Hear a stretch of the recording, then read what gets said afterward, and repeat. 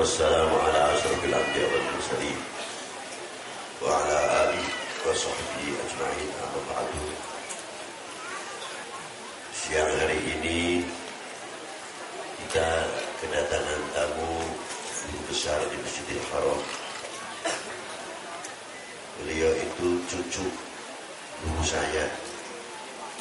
Saya mengambil ilmu hadis Bukhari Muslim daripada Al-Habib Ahmad Masyhur Al-Haddad, cucu daripada Sohibur Ratib yang mengarang kitab Da'watut Tammah, yang mengarang Nasaih Diniyah, yang mempunyai Ratibul Haddad Al-Habib Abdullah bin Ali Al-Haddad. Beliau itu Al-Habib Abdullah Muhammad bin Ahmad Masyhur Al-Haddad yang telah memasukkan Islam di Kenya, Afrika, lebih daripada 10.000 orang yang masuk Islam di tangan beliau. Al-Habib Ahmad Masyhur. Pagi hari ini kita datangan beliau. Semoga beliau mau mengisi walaupun sebentar untuk bekal kita menghadapi Ramadan. Al-Ikhlas, Muski Musannif berkata, Babul Ikhlas, bab ikhlas. Ikhlas itu kelihatannya gampang, diucapannya sepele, tapi berat kita mengamalkannya. Siapa sih yang tidak menginginkan pahala? Semua orang dalam ibadah memerlukan dan menginginkan pahala. Tapi terkadang kita lupa kepada si pemberi pahala. Hanya pahala yang dikejar, tapi yang memberikan pahala tidak dikejar. Inilah yang membuat makrifah kita itu menurun, sulit untuk bisa mendapatkan ikhlas. Apabila ikhlas kita bisa menggapai keikhlasan, kenal dahulu kepada si pemberi pahala. Lalu nilainya pahala dibanding dengan si pemberi pahala besar mana? Maka kita sepakat orang ahli ma'rifah umpamanya pasti akan mengatakan lebih besar si pemberi pahala. Kalau kita mengejar surga, surga makhluk, bukan Tuhan. Tapi surga ciptaan Allah Subhanahu wa ta'ala. Maka ketika kita melirik kepada surga, tapi tidak mau melirik kepada pencipta surga, akhirnya juga semu. Ketika kita melirik kepada neraka, takut kita kepada neraka luar biasa. Tapi anehnya takut kita kepada pencipta neraka lebih besar takutnya kepada neraka.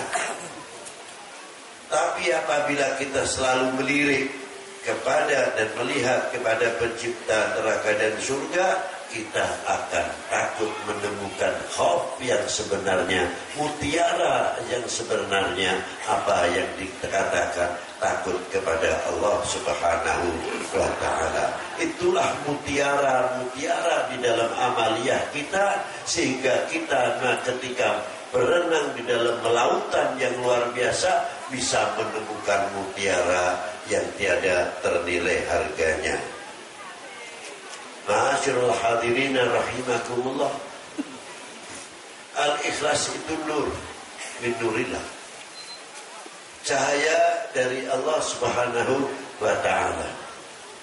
Beruntunglah atas manusia yang mendapatkan titipan ikhlas, titipan cahaya Allah, sehingga menerangi kepada hati kita bisa menggapai mahwal makna ikhlas. Sebenarnya makna ikhlas dengan petunjuk Allah, dengan binurillah, kita akan mengetahui dalam muamalah, segi amal perbuatan kita lebih banyak melihat kepada Allah Subhanahu wa ta'ala. Ketika kita mau berbuat, mengatakan diri saya bisa, diri saya mampu, tapi ketika kita melihat dari siapa kamu bisa demikian, kembali kepada Allah Ta'ala, apa kamu tidak malu kira-kiranya mengaku? Inilah. Jadi kuncinya ikhlas pertama kali adalah melihat dahulu, makrifah dahulu kepada Allah Subhanahu wa ta'ala. Itulah kita baru menggapai apa yang dikatakan nur dari Allah Ta'ala yang dititipkan kepada kita adalah nurul ma'rifah. Itu syarahnya. Nah, kalau kita sudah menggapai nurul ma'rifah dari Allah Subhanahu wa ta'ala, walaupun rasanya pertama kali berat, tapi kita lama-lama akan mendapatkan kenikmatan. Contohnya puasa Ramadan. Puasa Ramadan, ya siapa orang yang tidak lapar? Siapa orang yang biasa, yang kerja keras, yang tidak dahaga? Saya tidak akan menyepelekan orang yang berpuasa kok tidak dahaga atau tidak lapar. Memaklumi atas ketidakkuatan atau kita paksakan harus pertama kali kita merasakan berat, tapi ajibnya Allah Ta'ala memberikan satu kenikmatan ketika mendekati kurang 5 menit, nikmat yang luar biasa. Mau buka ini seolah-olah kalau bisa diajukan sedikit, jangan buru-buru gawe. Itu yang mampu menikmati. Jadi kalau mau maghrib kondisi istilah mana? Asyik betul. Jalan-jalan pun kelihatan padahal dari siang dahaganya setengah mati. Paling luar biasa. Ini begitu mendekati maghrib. Kalau tingkat TK lain lagi saya. Kalau tingkat TK saya mungkin bapak-bapak lain, ibu-ibu lain. Kalau saya lain lagi puasanya bolak-balik lihatnya jam. Yang biasanya jarang melihat jam, aktif melihat jam. Itu kelihatannya panjang betul. Terkadang kita tertipu oleh nafsunya sendiri. Membaca Quran pun bukan karena Allah, kelihatannya karena Allah menghibur nafsunya. Karena apa? Kita ini kalau bisa baca Quran 1 juz setengah jam, umpamanya yang pelan. Berarti kalau 2 juz 1 jam. Kan kita tidak kerasa bismillahirrahmanirrahim, wah asik bener. Tapi matanya begini kejam lagi. Lagi-lagi kejam lagi. Jadi nafsunya dihibur oleh qiraatil Quran. Ada lagi kalau udah sholawat, ada tasbih, ada apa. Ya Allah kelihatannya luar biasa. Asyhadu an la ilaha illallah astaghfirullah nas'alukal jannata wa na'udzubika minan nar. Wah, luar biasa. Dari asyiknya di Ramadan, awal tarawih itu terkadang terjadi yang lucu-lucu. Ya, karena biasa bilali setahun sekali. Bilalan itu kan dilakukan tidak setiap malam kan, dilakukan setiap malam. Dari asyiknya ini bukan cerita, pernah seliru. Waktunya Al-Khalifatul Awal Amirul Mukminin Sayyidina Abu Bakr bin Al-Khattab. Wah, itu rusak ya. Di sebelahnya tahu Abu Bakr bin Siddiq langsung itu. Jadi orang dari asyiknya dalam menyambut bulan Ramadan, dari gembiranya terkadang mendatangkan kita tertawa atau lupa sebab karena lupa. Makanya Rasulullah bersabda tepat sekali, farhatan dasaib. 2 keistimewaan, 2 kebahagiaan. Yang pertama indah berbuka, yang kedua nanti pada mahsyar, di dalam mahsyar, tetap di dalam jannah. Ini keistimewaan orang-orang yang bisa menikmati. Namun kalau tidak kita melangkah 1, 2, 3, mana mungkin kita bisa menikmati nikmatul Ramadan. Maka dari itu Ramadan itu bagian yang pertama adalah menghindarkan kita supaya kita tidak tertipu oleh nafsunya. Kalau sudah tidak tertipu nafsunya, untuk meraih maqamatil ikhlas, bangga atas kita mendapat kehormatan dari Allah seperti sholat 5 waktu. Kita ikhlas, bangga bisa diperintah oleh Allah Ta'ala, bisa berzakat, bangga diperintah oleh Allah untuk menjalankan shaum Ramadan, bagian satu kehormatan dari Allah Subhanahu wa taala. Tidak lepas dari itu kita mendapat kehormatan dari Allah, dipanggil selalu oleh Allah apa? Ya ayyuhalladzina amanu. Yang menciptakan kita, yang berzikir kita, malah kita dihormati oleh Allah Ta'ala, dipanggil selalu ya ayyuhalladzina sallu alaihi wasallimu taslima.